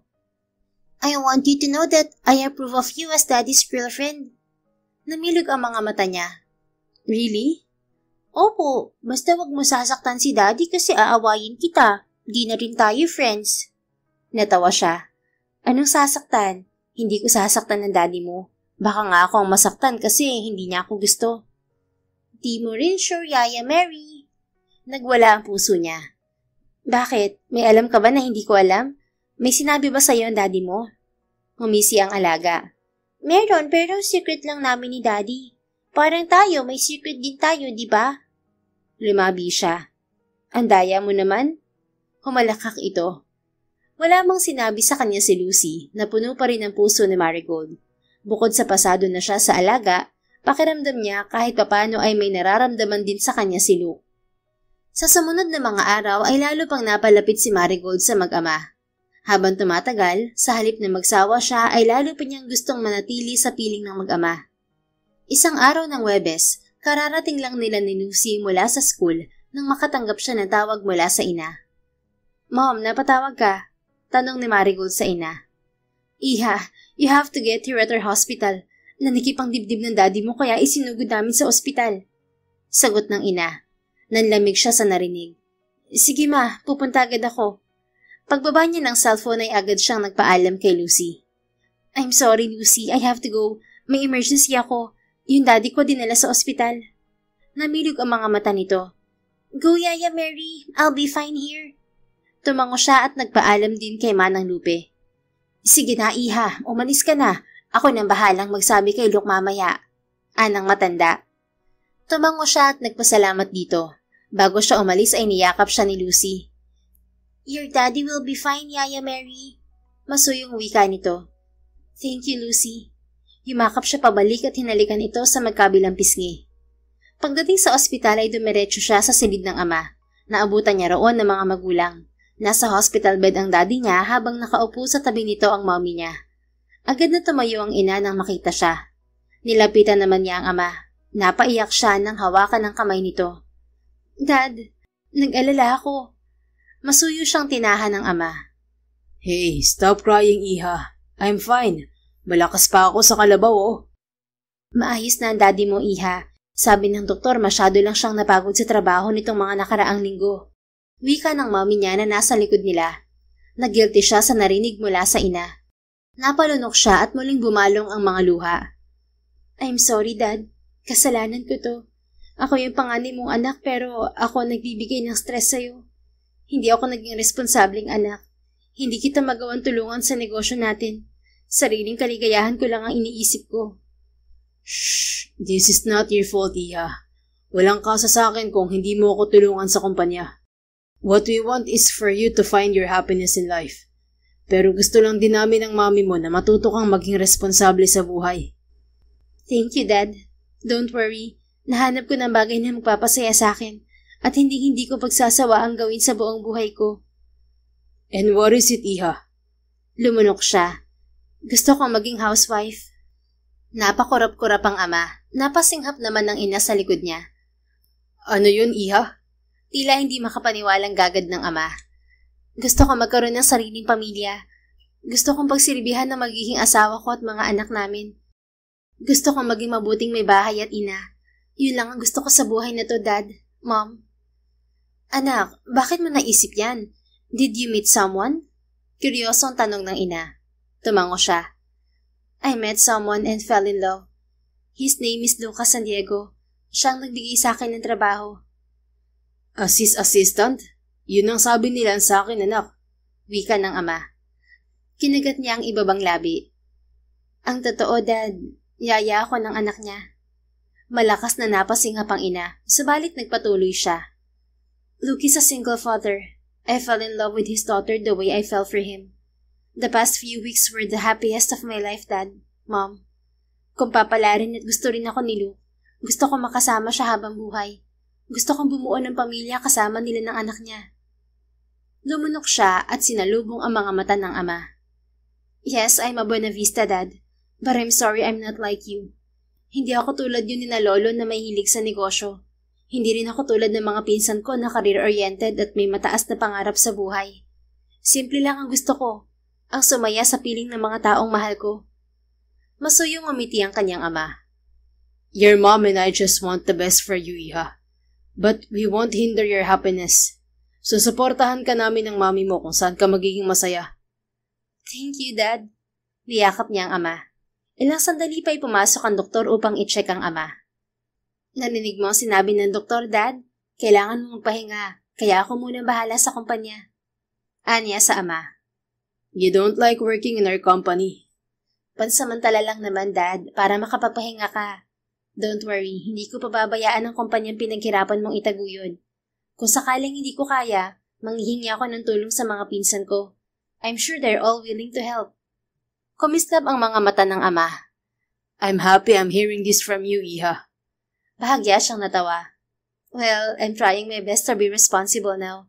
Besides, gusto kong bumawi sa'yo, Dad. Thank you, Iha. I want you to know that I am proud of you. Dad, ako ang dapat na magpasalamat sa'yo. Thank you for being a good father. I love you, Dad. I love you more, Marigold. Muli ay nagyakap sila ng ama. Sa pagkakataong yun ay sumama sa kanila ang ina. Kinabukasan, nagtungo siya sa bahay ni Luke para formal na magpaalam sa mag-ama. I will miss you, Yaya Mary. But I understand that you have to go because your daddy needs you. Naiiyak na wika sa kanya ni Lucy. Nangilid ang luha sa mga mata niya nang yakapin siya ni Lucy. Sa maiksing panahon ay labis na siyang napalapit sa bata. Mahal niya ito tulad ng pagmamahal niya sa ama nito. Mamimiss din kita, Lucy. Di bale, kapag hindi ako busy sa trabaho, pupuntahan kita, okay? Promise yan. I believe you, Yaya Mary. Kami rin ni Daddy pupuntahan ka namin. Promise yan? Promise po. Napangiti siya. Pagkatapos niyang kausapin ng alaga ay sila ni Luke ang nag-usap. I'm sorry, Luke. Sabi ko hindi ko iiwan tong trabahong ibinigay mo sa akin unless paalisin mo ako. Pero hindi ko matutupad yun. Kailangan ako ngayon ng pamilya ko. Marahang umiti si Luke. It's okay, Mary. I understand. Unahin mo ang pamilya mo. Lucy and I will be fine. Kinagat niya ang ibabang labi. Mamimiss ko kayo ni Lucy. Pumungay ang mga mata nito. We will miss you too. This house won't be the same without you. Nag-init ang sulok ng mga mata niya. Nagpapaiyak ka naman, Luke. Di pa nga ako umaalis. Namimiss ko na kayo. Masuyo itong umiti. Don't worry. Lucy and I will visit you. Pupuntahan ka namin sa opisina mo. Ako nasaan ka man. Hindi pwedeng masyado ka naming mamiss. Totoo yan kasi aasa ako. Totoo, Marigold. You will see us often. Baka nga magsawa ka eh. Hindi ako magsasawa. Kahit araw-araw pa kayo magpakita sa opisina, walang problema. Sagot niya na ikinalaki ng ngiti nito. Sumabay siyang maghapunan sa mag-ama bago siya ihatid ni Luke sa Buena Vista Tower. Good luck on your first day tomorrow as acting CEO of Golden Records, Miss Marigold Buena Vista. Nakangiting baling ni Luke. Magkasama sila sa elevator paakyat sa kondo niya. Umuso siya. Thank you, Luke. Wala sa negosyo ang puso ko at hindi rin ako kasing galing ni Dad. Pero sana kayanin ko. Hinawakan nito ang kamay niya. You can do it, Marigold. I believe in you. But if you need help, I'm always here, okay? Pwede kitang istorbohin? Pwede, basta ikaw. Kayong dalawa lang ni Lucy ang pwedeng maistorbo sa akin. Gumapang ang kilig sa katawan niya sa sinabi nito. Lalo na at hindi nito binitiwan ng kamay niya hanggang sa makarating sila sa tapat ng unit niya. Gusto mong pumasok muna, Luke? Baka gusto mong magkape. Juice, tubig, tsaa? Tanong niya rito. Ayaw pa niyang magpaalam kay Luke. Kanina habang nasa elevator sila, ay hiniling niya na sana ay masira yon upang madagdagan ng mga minutong magkasama sila. Pero hindi siya pinagbigyan ng tadhana. Wala ka naman kasi sa nobela, Marigold. Hindi uso ang mga ganong eksena para bigyan ka ng moment kasama ang lalaking mahal mo. Wika sa kanya ng isang bahagi ng isip. Hindi na, Mary. Sagot ni Luke. Ayaw mo? Nagmamadali kang umuwi? Hindi magandang tingnan kapag pumasok ako sa unit mo.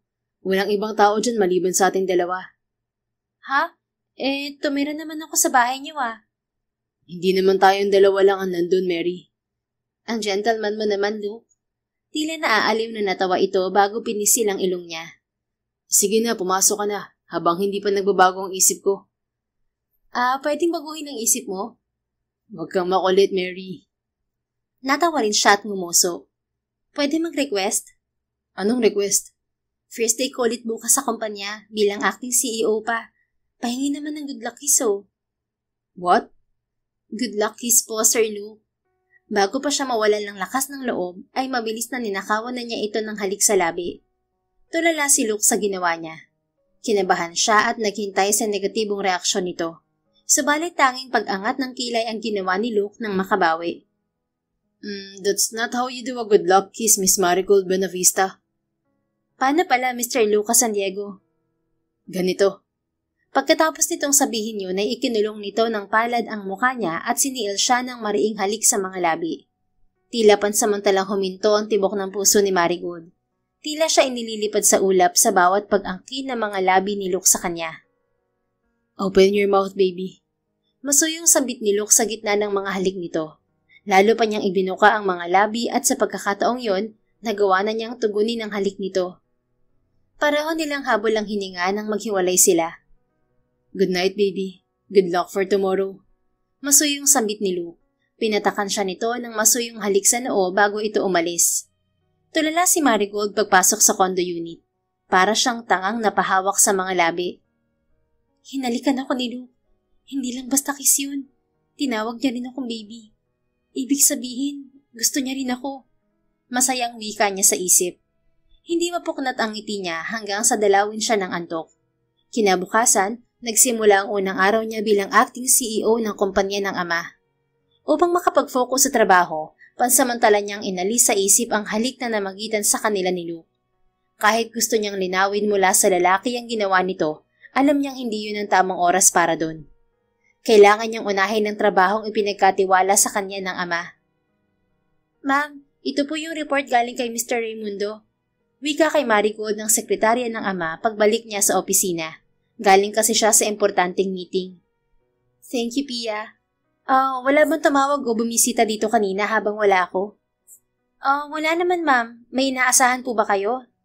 Wala naman. Sige, salamat. Nang maiwang mag-isa sa opisina ay napabuntong hininga si Marigold.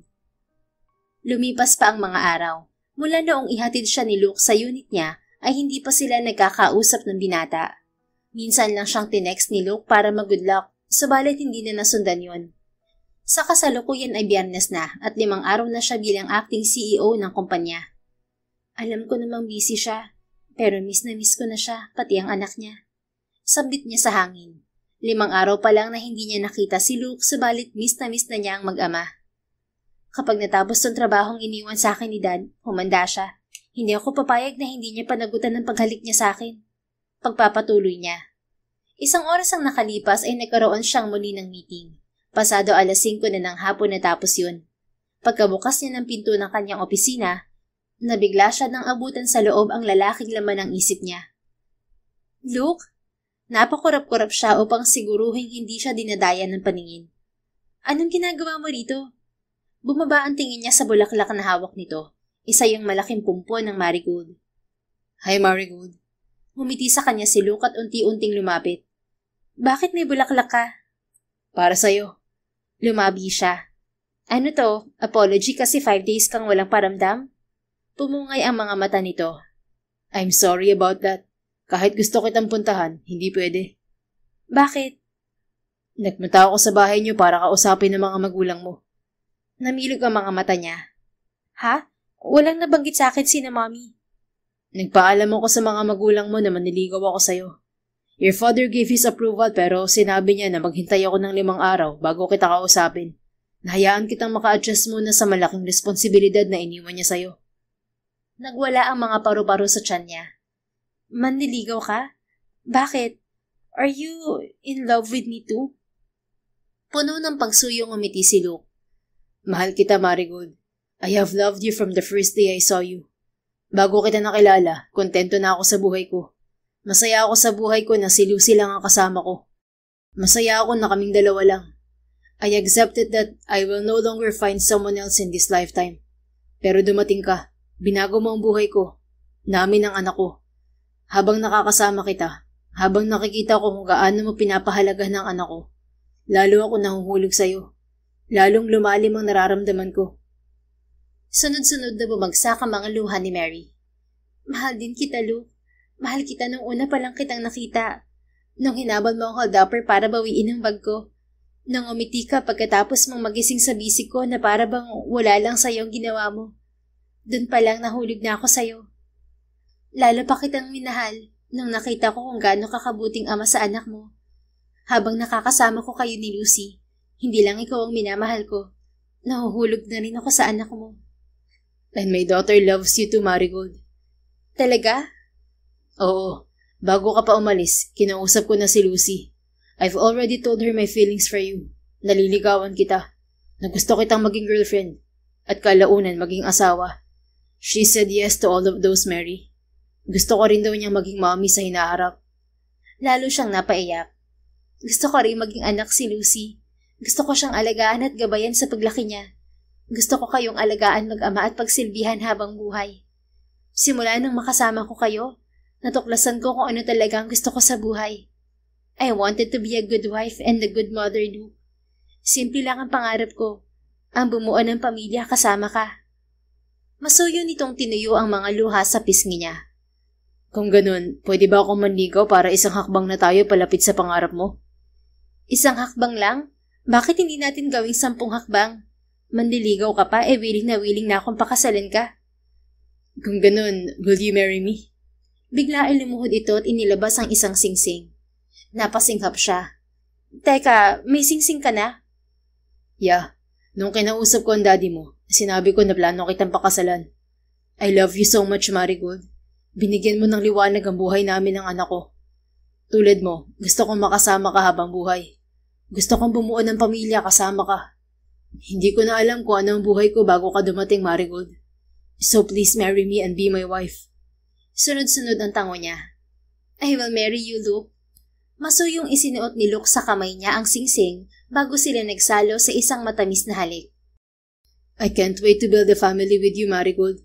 Mahal na mahal kita. I will make sure to make you happy every day.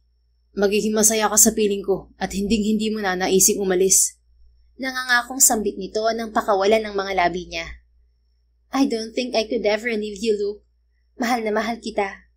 Ikaw, si Lucy, at ang pamilyang bubuuin natin ang magiging kaligayahan ko. Buong pusong sagot niya bago sila muling magsalo sa isang halik.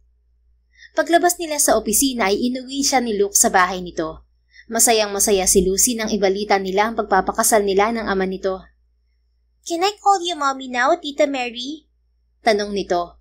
Naiiyak na tumango siya sa bata. Masayang niyakap siya nito. I'm so happy, mommy. Hindi lang si daddy ang pinasaya mo. Ako rin.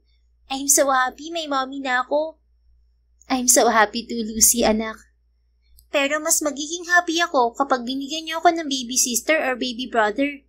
Promise, hindi ako magiging masungit na ate. I will be the sweetest and the best ate. Naubo si Luke. Humisi naman si Marigold sa lalaking minamahal. Paano ba yan? May request agad ang panganay natin, no? Kailangan muna nating magpakasal, Miss Benavista. Kung hindi, lagot ako sa daddy mo. Nang gabing yon, nagtungo silang tatlo sa bahay ng mga magulang ni Marigold. Malugod na tinanggap ng pamilya niya ang mag-amang Luke at Lucy. Sa katunayan, tuwang-tuwa ang mga magulang niya na magkakaroon ang mga ito ng instant apo. 2 buwan ang nakalipas, naganap ang pag-iisang dibdib ni Marigold at Luke.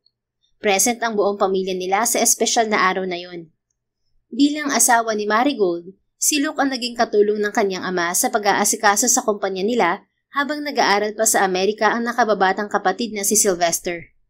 Si Marigold naman ay naging isang full-time housewife sa kanyang mag-ama. 1 taon matapos ang pag-iisang dibdib ng mag-asawa ay nagbunga ang pagsasama nila. Masayang-masaya si Lucy sa pagdating ng kapatid nito. Nasundan pa yon ng 2 supling sa paglipas ng mga taon. Naging masaya ang pagsasama ng mag-asawang Marigold at Lucas sa piling ng isa't isa at ng kanilang 4 na anak. Ngunit higit sa lahat, natutunan ni Marigold na minsan, kailangan mawala sa iyo ang lahat. Pera, ginhawa at seguridad para matagpuan mo ang mga bagay na hindi nabibili ng yaman. Ito ay ang pagmamahal, pagtitiwala at pamilya. At sa dulo ng lahat ng pagsubok, napatunayan niyang hindi aksidente ang bawat pagkikita. Dahil may mga taong itinadhana hindi lang para sagipin ka, kundi para tulungan kang magsimula kahit nalilito ka pa sa landas na tatahakin mo. The end. If you enjoyed this story, please don't forget to like, subscribe, comment, and share. Your support helps us reach more people and spread the love. Thank you for tuning in, and we're looking forward to seeing you again soon. In the meantime, please take care and may God bless you always.